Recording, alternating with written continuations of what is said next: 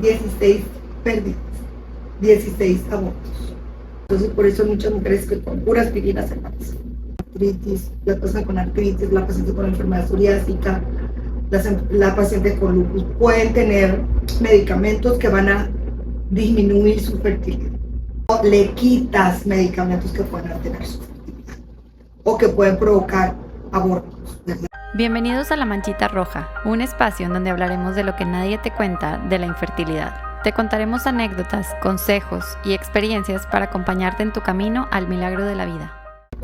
Bienvenidos a un episodio más de La Manchita Roja. Yo soy Andy y el día de hoy, por fin, estoy sentada con la doctora Cassandra Skinner, que nos va a platicar un poquito más de su especialidad y de todo el tema relacionado con la fertilidad y la infertilidad, junto con el sistema autoinmune. Bienvenida. Cassandra. Muchas gracias, Andy, por la invitación, y realmente estoy muy contenta de participar en educación, ¿verdad? Porque hay muchas cosas, muchos temas que no alcanzamos a platicarlos en la consulta, y la verdad cada vez nos damos cuenta que hay muchos mitos de las pacientes alrededor de su vida reproductiva, ¿verdad? Entonces ahorita quisiera pues sacarles muchas dudas. Muchas. Ahorita estábamos platicando un poquito de todas las preguntas que ustedes me hicieron y me decía casi que como todo eso te preguntan a ti, que ni eres doctora, y sí, me preguntan a mí, pero bueno, ya me di la tarea para encontrar respuestas a todas esas dudas. Así que casi quieres empezar por platicarnos de qué es tu especialidad y qué es lo que haces. Sí. Bueno, soy reumatóloga.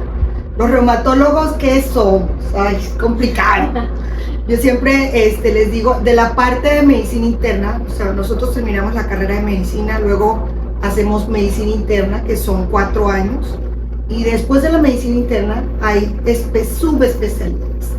El cardiólogo, el gastroenterólogo, el alergólogo, el nefrólogo, el neurólogo. Todos somos subespecialistas de la medicina interna. Y la reumatología es la parte que ve todo lo que es el sistema inmunológico y musculoesquelético. Entonces nosotros vemos temas como artritis, o vemos temas como lupus, o vemos enfermedades como fibromialgia, que son del sistema musculoesquelético.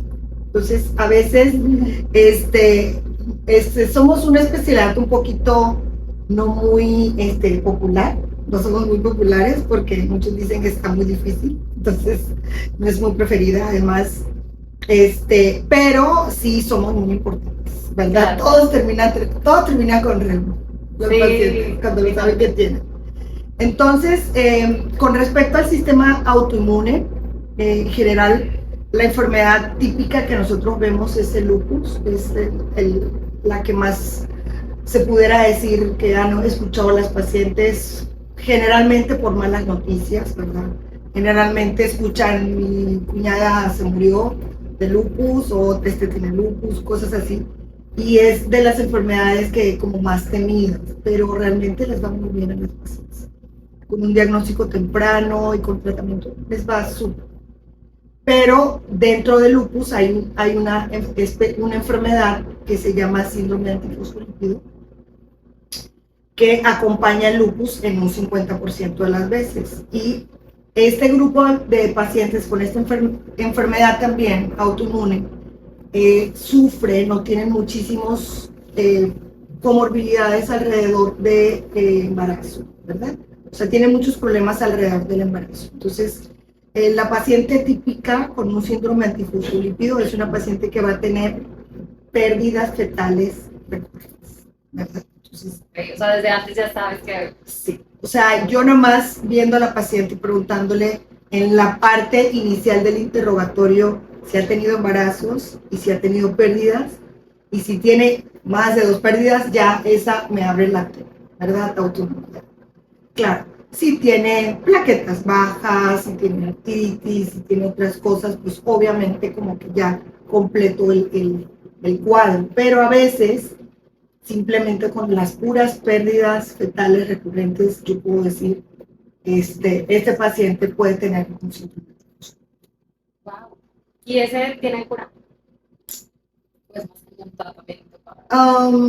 La palabra cura suena muy difícil, es una palabra muy complicada. Sí, lamentablemente es una condición que es propia de tu cuerpo.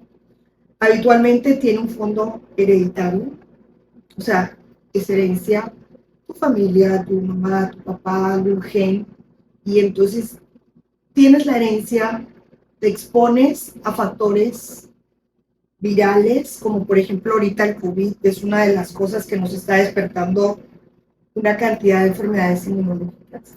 Llega el virus, llega un estrés importante, una cirugía, y despiertan estas enfermedades. Entonces, el decir que se curan no es sencillo, porque no es una gripa. Una gripa me tomo el antibiótico y se me quita. Pero como esto es algo hereditario, como esto es algo que forma parte de tu genética, pues no sé. Se puede controlar, puede desaparecer el 80%, 90% de síntomas, pero el decir que desaparece completamente, pues es un poco. Y como que qué relación tienen estas enfermedades autoinmunes con la fertilidad o la infertilidad. O sea, ¿cuáles son las que dices, es que si tienes esto es más difícil que te vayas a embarazar o es más fácil que lo vayas a perder? Sí, nosotros tenemos de las dos cosas, ¿verdad? O sea, usamos medicamentos que pueden alterar la fertilidad en las pacientes con enfermedades autoinmunes, como artritis, la persona con artritis, la paciente con enfermedad psoriásica, la paciente con lupus. Pueden tener medicamentos que van a disminuir su fertilidad. Simple y sencillamente los antiinflamatorios pueden alterar el ciclo de los folículos y esto puede dificultar el embarazo. Entonces, tenemos por ese lado las medicinas que nosotros usamos. Por otro lado, hay como alteraciones en la misma. Hay muchos pacientes que se embarazan sin que uno quiera que se embarace. Ese es otro problema que yo tengo. Yo les digo, no te embaraces y salen con su domingo 7, ¿verdad? Porque no se cuidan, porque ellas piensan que su fertilidad está disminuida y a veces la fertilidad está. Se puede tener fertilidad normal, a veces puede tener fertilidad disminuida. Y nosotros habitualmente medimos la fertilidad con el ginecólogo por medio de las hormonas antimillerianas y medimos el control transfolicular, que ese es algo que lo hace el ginecólogo, pero cuando vemos una paciente que tiene enfermedad autoinmune y no se puede embarazar, pues medimos esas dos cosas y con eso nos damos cuenta cómo está su fertilidad, que está más acortada que en la población. Entonces, una mujer a los 30 años tiene una fertilidad súper buena, una mujer con enfermedad reumática la puede tener más baja a los 30. Entonces sí, necesitamos como que no le piensen tanto para embarazarse, porque pueden tener una fertilidad baja y los medicamentos que utilizamos también se la pueden bajar. Me encanta que digas fertilidad disminuida, o sea, no infertilidad, sino fertilidad disminuida. Sí, está muy... Nunca había escuchado ese término, pero me encantó. Está mucho más positivo. Sí, claro. Y pues bueno, el otro lado de la moneda es que se me embarazan sin que tengan permiso. Y eso también es peligroso. Y el permiso es más porque puede ser peligroso para, o sea, la como mamá no está planeado para que y el bebé. Okay. Para la mamá y el bebé.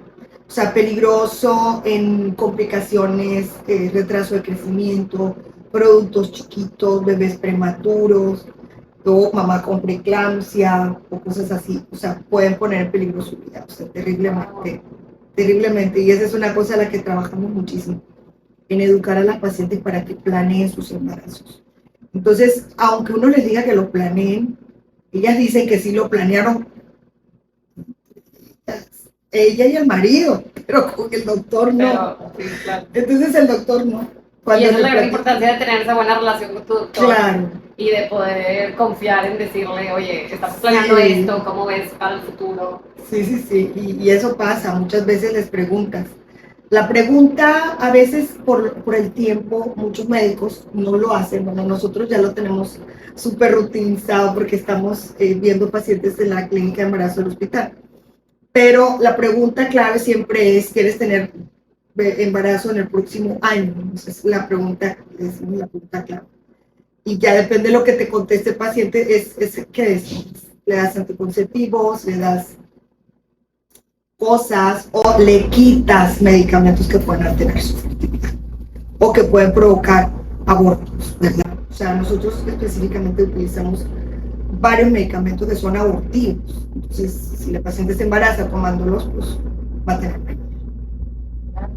Y que eso sucede al revés, ¿verdad? Cuando uno no sabe que tiene enfermedades autoinmunes y de pronto tienes pérdida tras pérdida y el ginecólogo solo te dice falla cromosómica.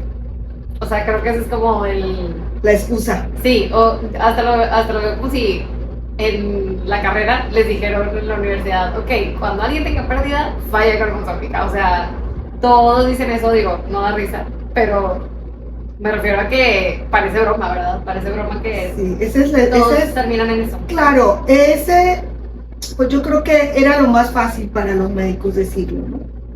El 50% es por falla cromosómica, pero hay muchas causas que si tú no las, o sea, la falla cromosómica es como decir el saquito donde va lo que no supiste que, ¿no? Pero siempre debemos de buscar todas las causas, o sea, desde paternas, o sea, a veces resulta que el hombre es infértil y la mujer no tiene problemas, entonces hay que buscar causas paternas, hay que buscar causas inmunológicas, o sea, causas autoinmunes, y nos ha tocado muchísimo, nos toca pacientes que tienen pérdidas y pérdidas y pérdidas, que no se encuentra una razón, el médico no le da la posibilidad, la sugerencia de buscar una interconsulta con reuma para buscar precisamente nuestras enfermedades, el síndrome antifosfolípido o el lupus. Y como mencionabas al principio, tal vez, no sé, imagínate que yo estoy teniendo pérdida tras pérdida y para mí lo más difícil es no poder embarazarme, pero no tengo ni idea que tal vez tengo una enfermedad mucho más grave que ahorita mi deseo de ser mamá, ¿verdad? O sea, algo que tratar que realmente puede cambiar todo el rumbo de mi vida. Todo, exactamente. Así, recordando un caso que tuvimos, una compañera, una colega mía, tuvo 16, su paciente, 16 pérdidas, 16 abortos. Así, ese es nuestro récord, ¿no? 16 abortos. Y llega con la reuma, no por las pérdidas. Llega con la reuma porque empezó con dolores articulares. Entonces, cuando le empieza a interrogarlo, le dice la doctora, o sea, empieza así como que, y antecedentes, sí, tengo 16 abortos, y cuando le dice 16 abortos, que ella se detiene y dice, a ver, espérame. Pero cuando ya la revisitó, tiene artritis, ¿verdad? Le trata la artritis, ¿y qué crees? Se embaraza. ¿Y qué crees? Y lo tiene. Y tiene un bebé. ¿Verdad? Después de 16. ¿Qué pasó? Sí, muy, muy triste. Y ella no iba porque quería embarazarse, ella ya lo había dado por ser. Sí, como que ya no se va a poder, obviamente, después de... Ya no se va a poder. Entonces, sí hay muchas, nosotros cada vez hemos entrado en ese mundo de buscar. A veces nos ha tocado ya estar en el punto donde no hay anticuerpos, porque a veces sí es muy sencillo. Nosotros tenemos un grupo de anticuerpos que pedimos en sangre, que medimos, unos anticuerpos, uno se llama anticardiolipinas, otro se llama anticoagulante lúpico y el otro se llama anti-beta-2-glicoproteína. Entonces nosotros lo medimos. Y si salen positivos, pues ya tenemos el diagnóstico. Muy fácil. Y con eso nosotros tenemos ciertas pautas de tratamiento para hacer, dependiendo del número de pérdidas y el número de problemas que tenga la paciente. No sé, ya lo tenemos bien estandarizado. Pero a veces ya hay mujeres que tienen pérdidas y que tienen negativo a los anticuerpos. Y ahí es donde dices, ¿qué hacemos? ¿Qué fue? ¿Le seguimos o no le seguimos? Y la verdad, si tienen lo más tantito que parezca autoinmune, nosotros le dejamos tratamiento como si fuera una enfermedad autoinmune, aunque no tengan un diagnóstico con todos los criterios que nosotros buscamos, ¿verdad? Pero sí lo hemos visto. O sea, realmente las enfermedades autoinmunes se tienen muchísimo proceso de Y fíjate que la mayoría de nosotras o de las que me escriben, a la segunda o tercera pérdida ya dicen de que es que ya no sé si seguir buscando o no mi embarazo porque pues, por como probabilidad lo voy a perder. Sin saber, por eso era tan importante para mí que vinieras, porque sin saber que existen muchas posibilidades fuera de la ginecología, pues,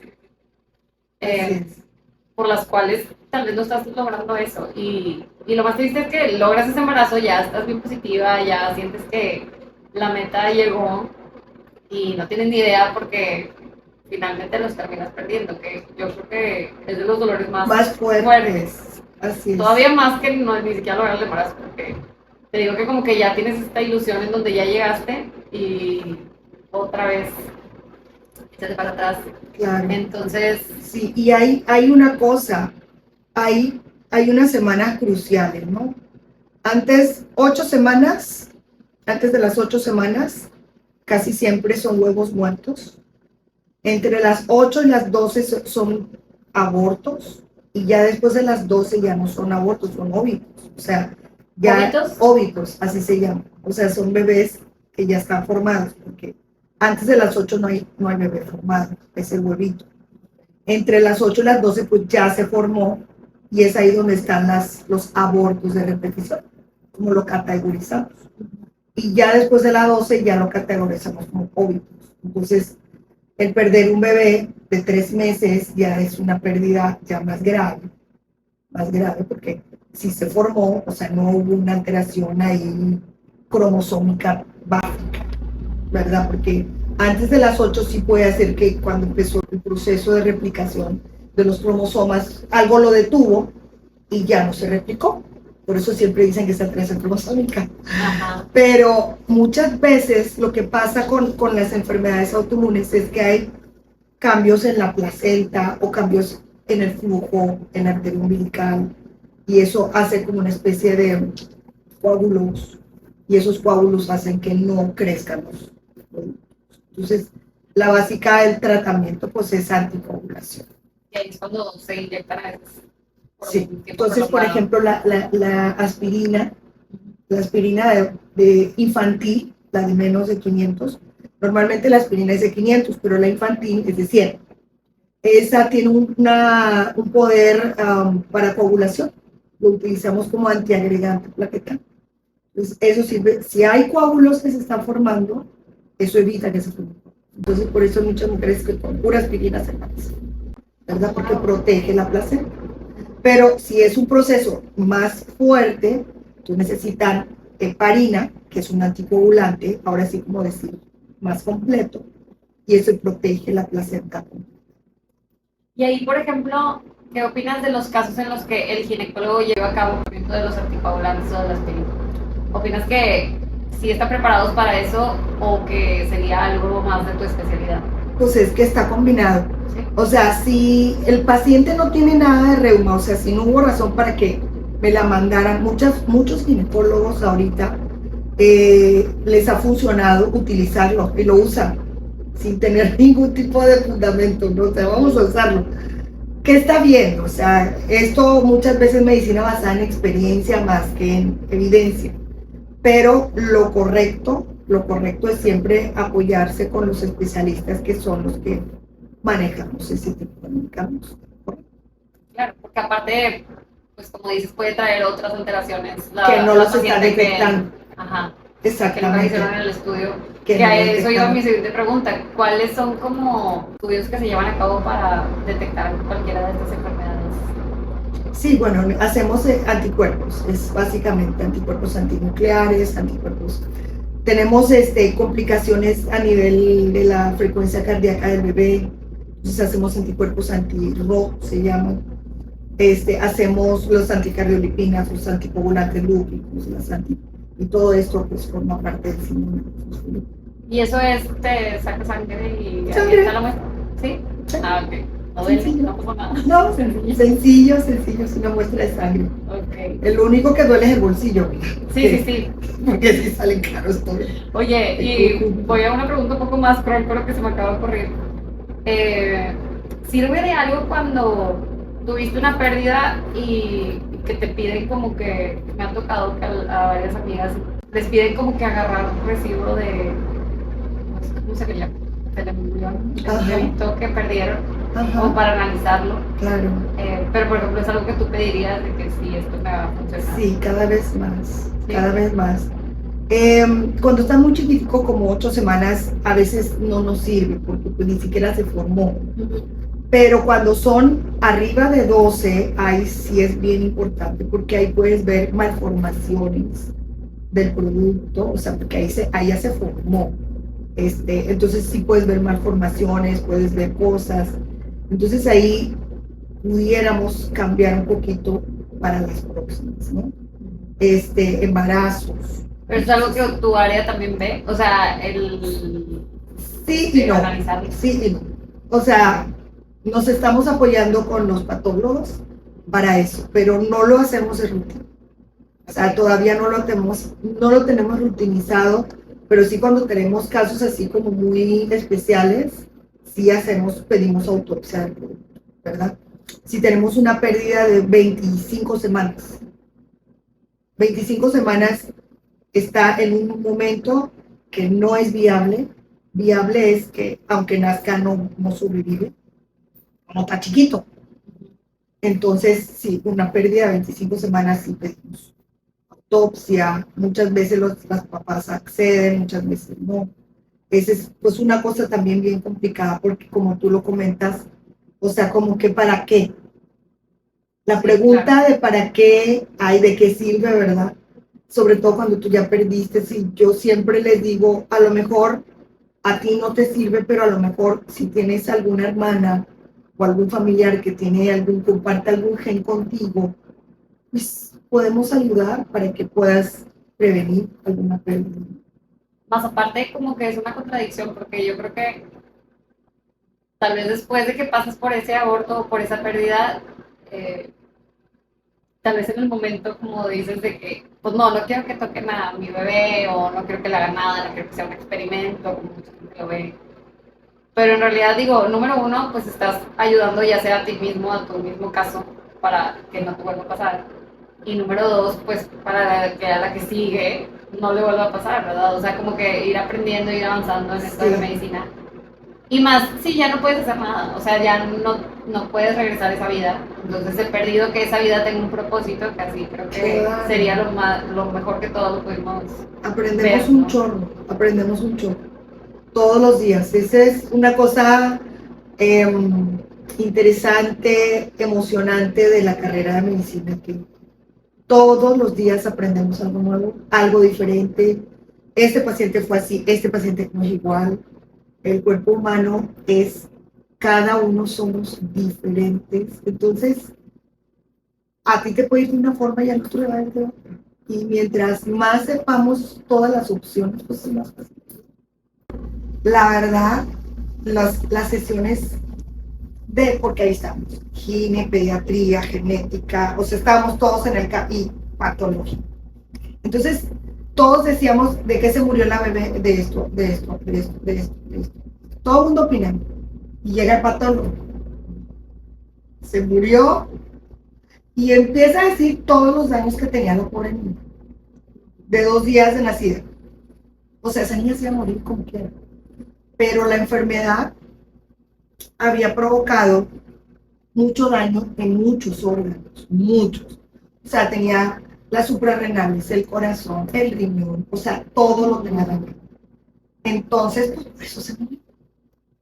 Pero la autopsia, gracias a la autopsia, nosotros pudimos tener claro que cuando se bloquean, el problema no es nomás el corazón, sino que pueden ser múltiples órganos, múltiples. Entonces, sí, nos dejó una súper enseñanza, agradecimiento a la señora que nos permitió hacer la autopsia. Pero eso era algo que habíamos comentado en las sesiones, que tenemos que encontrar la manera más sencilla de abordar a las pacientes para que permitan autopsias de sus puntos, porque la gente... Entonces, esas son cosas, o sea, la gente no lo permite. Nosotros también por guardar el duelo perinatal, porque es un tema también tremendo, lo del duelo perinatal, ahorita estamos abordándolo mucho, de hecho vamos a publicar un artículo. Tenemos una psicóloga clínica que trabaja con nosotros y ella empezó a encuestar pacientes con enfermedades reumáticas y sin enfermedades reumáticas, que estaba viendo la manera que hayan tenido una pérdida y cómo afrontaron la pérdida y si realmente resolvían. Y había pacientes que resuelven, no las resuelven. Entonces, cargan 15 años después ansiedad, depresión, o sea, muchos problemas serios que desencadenan enfermedades. O sea, dices tú, Sí. me dio ansiedad y me dio depresión. O sea, ansiedad y depresión es igual a problemas de hipertensión, problemas de diabetes, problemas de psoriasis. O sea, sí es importante resolver esto de las pérdidas fetales. O sea, sí es importante. Entonces, sí me queda muy claro que hay que ir con un experto, tanatólogo, psicólogo, y platicarlo y cerrar. Y cerrar. O sea, son cosas que hay que cerrar, ya sea 8 semanas, ya sea 12 semanas, ya sea 24 semanas. El producto del tamaño que sea. Del tamaño que sea uno, se hace una ilusión y crea un vínculo y crea un lazo y crea algo que no se borra con decir me vuelvo a embarazar, ¿verdad? Entonces sí es importante ese punto también. Por ejemplo, digo, qué bueno que lo mencionas porque creo que entonces tarea, hay que tener más conciencia y dar más, más información sobre todo, porque creo que nadie sabemos qué alcance puede tener una autopsia o qué le hacen al bebé que luego pensamos de que no, lo van a torturar o le van a hacer algo, ¿no? Y todo se resume a nuestra ignorancia como pacientes de no saber qué es lo que podríamos resolver con eso. Más aparte, como tú mencionas, es un tema muy emocional y muy fuerte, este duelo. Entonces, si en el momento como que estás cerrada de que no me haga nada, ya no quiero saber nada, me voy a encerrar otra vez en mi caparazón, como yo digo. Pero meses después quieres saber por qué. Y tal vez ya es muy tarde, porque en el momento no como que aportaste a la causa de, pues sí, revísenme y denme mi por qué. Y creo que es más que nada que, como te digo, que a todos nos despiden con pues una falla cromosómica, adelante, el siguiente in vitro el otro mes. Vamos a echarle ganas. Exacto. Que también es otra cosa que hemos platicado mucho de cómo en la medicina realmente siento que debería de haber una materia de psicología de cómo presentarle a los pacientes las noticias, cómo pues también preguntarles cómo se sienten emocionalmente, porque de verdad que qué fuerte como de plano es, bueno, este in vitro no funcionó, pero el que sigue, el mes que sigue ya le damos. No sabes ni siquiera cómo está la persona o cómo funcionó con este tratamiento hormonal, porque también somos seres humanos llenos de hormonas. Horrible cuando te dan un chorro de hormonas y empiezas a sentir que no puedes dormir o que no puedes hacer del baño o que, o sea, no. Sí, no, empieza con otras cosas más integrales, como venimos diciendo, que finalmente esa es la clave, como tener un equipo de ver qué onda.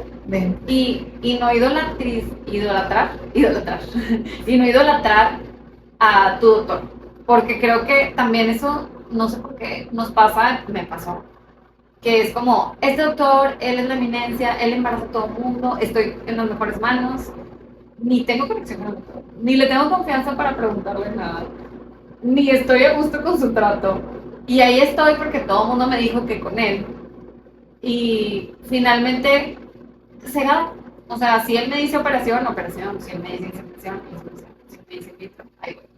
En vez de, ok, es tu opinión, perfecto, o sea, la respeto, con otro médico, oye, soy un canvas en blanco, ¿qué harías tú en este caso? Y si coincide, entonces regresas y dices, ok. Y si no coincide, tal vez es una tercera opinión, hasta que encuentres cuál va a ser como que tu Claro. método y tu manera. Y no significa que un doctor sea Mejor que más, otro. mejor que otro, ni menospreciarlos. Simplemente es tú como paciente, porque pues finalmente tú eres como el cliente, por así decirlo. Tú como paciente tienes todo tu derecho de buscar nuevas opiniones para tener Sí. de dónde escoger y tomar la mejor Sí, decisión. aquí eso se llama relación médico-paciente.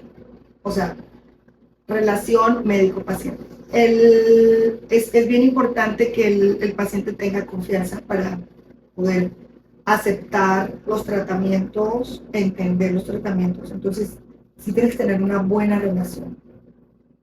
Y si no existe la confianza para tener conversaciones completas, o sea, preguntarles cosas crudas a veces, ¿no?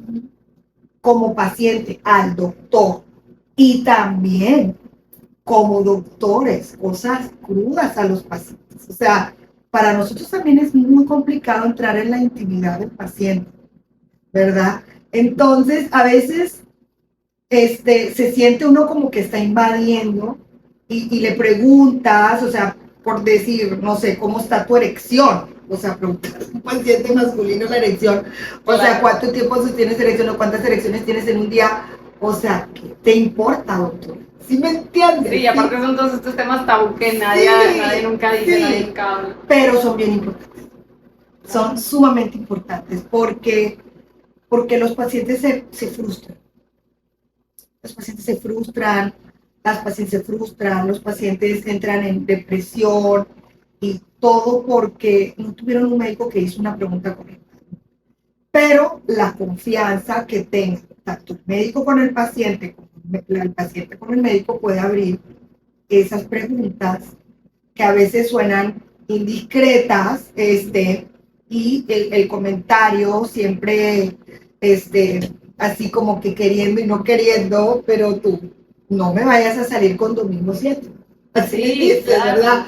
No se preocupe, doctora. A ver, ¿cómo? Sí, sí me preocupo. A ver, ¿no tienes vida sexual activa? Sí, sí tengo. Entonces, ¿cómo que no me voy a preocupar? Sí me voy a preocupar. ¿Sí me entiendes? O sea, Sí. todos tratan de mantener su vida privada como privada. La sexualidad es una cosa muy complicada. Sí, es complicado. Totalmente. Y obviamente como que hasta da pena, yo soy una de esas. Y Sí. también en algún momento nosotros nos llegaron a preguntar de que, bueno, ¿cuántas veces tienen las elecciones? Y yo le dije a Jerry, no quiero regresar con ese doctor metiche. Exactamente. O sea, ese es el problema. Pero creo Pero- que ese es el tema, poder que el médico te pueda decir, oye, yo voy a necesitar saber estas cosas porque está esta razón, porque pueden perjudicar de esta manera. Entonces ya tú ya lo vas a tomar diferente, yo creo. Claro. Igual que pasa lo mismo. Claro, y también vas a romper barreras y te van a poder contar cosas que van a hacer la diferencia y mejorar la relación médico-paciente. Entonces, a veces, sí, yo a veces me tardo mucho con los pacientes precisamente porque necesito que me entiendan. Si no me entienden, de nada sirve. Yo no soy que da una receta sin que entiendan lo que te estoy dando. O sea, necesitas entender para qué es todo y por qué te lo estoy dando. Porque es la única forma que va a hacer que quieras tomarte. Si no, no te vas a tomar. Porque no entendiste. No entendiste. O sea, y yo como paciente también. O sea, la primera vez que fui con una alergóloga me dijo, quita las alfombras, las cortinas, o sea, me dijo 850 cosas. Y yo, siendo médico, así, me dijo tantas cosas en un momentito que crees que salí del consultorio y hice algo de lo que me dijo. ¿Sí? Porque no hizo ese enganche conmigo en explicarme, siendo médico, explicarme exactamente la magnitud de la alfombra, la magnitud de las cortinas, la magnitud del cojín. O sea, ella quería que yo sacara toda mi sala, mi casa. No lo hace caso. En vez de como, ok, vamos a sacar los coquines a ver si son eso, o los trolls, o no sé, explicarlo, ¿verdad? Explicarte el porqué de que es que las bacterias O sea, se ¿sabes ocultan. qué? El lugar donde más se guardan ácaros es en la alfombra. Empezamos por ahí. Sácala. Sácala. Entonces ya, ok, el lugar donde más se guardan ácaros es en la alfombra. Claro, y tú ya vas a ver la alfombra con ácaros, porque en tu cabeza Sí, están ahí. pero no. Entonces, esa es la cosa, cuando damos indicaciones sin que el paciente entienda para qué son las cosas. Entonces, por eso, y no es que le tengas fe o no le tengas fe al médico, o sea, es una eminencia, como tú bien lo dices, pero no hay buena relación. No hay buena relación, no alcanzo a ver. Eso pasa. Y Mucho. también hacemos, o sea, hacemos clic por personalidad, meramente. O sea, también hay gente que va a hacer un chorro de clic con este doctor que dice 3 palabras y te fuiste a tu sitio de la cita. Y va a haber gente como yo, que yo necesito que me expliquen con peras y manzanas y soy súper preguntona y necesito que el doctor también sea paciente para poder responder todas mis dudas, porque también hay otros que, oye, 15 minutos y ya, órale, el que sigue. El que sigue, sí. Entonces, para todos hay, pero Sí. definitivamente hay que encontrar. Tienes que encontrar el tuyo. Para todos hay. Para todos, porque hay pacientes que no les gusta que los trates como ignorantes y hay pacientes que quieren que les digas todo. Bueno, y ahora vamos a ir a uno de los casos que me escribieron para ver qué sugerencias tienes o qué podrías decir al respecto. ¿Qué exámenes tengo que hacer para no tener más pérdidas? Ya llevo 2, muy bien, básicos: anticoagulante lúpico, anticardiolipinas y antibeta 2 glicoproteína 1. Esas 3, así, de cajón. Es así como que básico. Y si alguno de esos sale anormal, entonces ya buscan un reumatólogo. Okay. Tuve 2 pérdidas, me salió SAF positivo, que SAF me decías que era. Síndrome antifosfolípido. Eso, ese es de tu área. Sí. Ahora no he podido recuperar mi endometrio por cirugía tabique y ampliaron útero. ¿Alguna recomendación? Estoy en ciclos de Primogyn y o estrogel, pero no he logrado crecer suficiente. Ok, bueno, ese es un doble problema. O sea, el problema del síndrome antifosfolípido no es un problema anatómico y ella tiene un problema anatómico. Por eso no ha tenido la suerte de tener suficiente campo donde llegue el óvulo y se quede sin planta. El endometrio tiene que crecer y preparar para poder recibir el óvulo. Y si ella no está teniendo como tenía un útero tabicado, a lo mejor no había suficiente terreno para que creciera. Entonces, eso causaba pérdidas. Si tiene síndrome antifosfolípido de paso, no son 2 razones. Por eso es importante revisar todo. O sea, que el ginecólogo vea que anatómicamente estés bien, que el esposo esté bien y que, o sea, todo. Es un conjunto, es un checklist. Y entonces en su caso, por ejemplo, sería Totalmente tiene que esperar que el endometrio se regenere. por sí mismo. Exacto. Y pues utilizando las hormonas, porque las hormonas son las que hacen que crezca. Se prepara el campo. Y obviamente, si ha tenido 2 pérdidas, tiene que usar aspirina y enoxa. Las 2 cosas. Pero bueno, ella es el caso que en tu clínica tomaría. Sí. Sí. Sí, tiene síndrome antifosfolípido. Ajá. Hay otra de que debería irme directo a in vitro si tengo SAF. No. ¿Por qué no? El problema del SAF no es. El problema de los SAF no es que no se embaracen, es que se embarazan y los pierden. ¿Verdad? Ese es diferente. O sea, el problema es que tienen un embarazo, otro embarazo, se mueren. ¿Por qué se mueren? Porque no ovulitos en la placenta. O sea, no tiene que ver con que, como decías ahorita, escogieron a estos embriocitos preciosos. Sí. No. Porque ella los logra, nada más. El problema es retenerlos. Retenerlos, exactamente. Que tu cuerpo no lo rechace. Inmunológicamente hablando, tu cuerpo lo rechaza. Entonces el in vitro no es tan necesario, a menos que tenga también un problema de fecundación o cosas así, ¿no? y a menos que el varón tenga poquito conteo de esperma, entonces ahí se juntan los factores, entonces ahí sí, Ahí sí se necesita. ahí se necesitaría un mito. Ok. Ay, qué interesante. Siento que he aprendido demasiado hoy en este tan poco tiempo. Y bueno, quería terminar con que nos platicaras de algún caso que hayas visto, que tú crees que puedas abrirnos nuestros cerebros de focos rojos o algo así que digas, a ella le estaba pasando esto y nunca se dio cuenta y apenas vino como el anterior que nos estabas contando. Ajá, bueno, así lo típico, bueno, tengo una pacientita que amo con mucho, la quiero mucho, ella tenía lupus, pero no sabía que tenía lupus y llevaba 4 abortos cuando llegó conmigo, 4 abortos.